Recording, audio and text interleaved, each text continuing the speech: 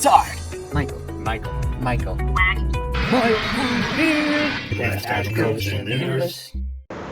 It's that time of year again, pondering New Year resolutions.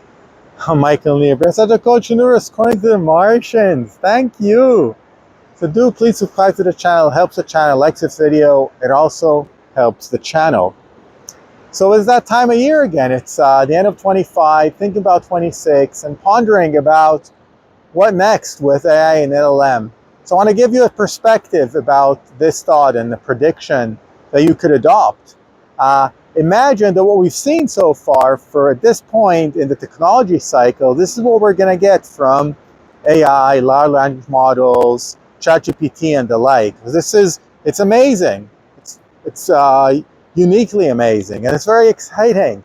So what are the things you can do every one of the next 365 days of 2026 to use this new technology for your advantage, for your benefit, for your productivity at work, at home, your business? What are things that you're doing now that you could do differently in the next year? What are your AI New Year resolutions? More on that later.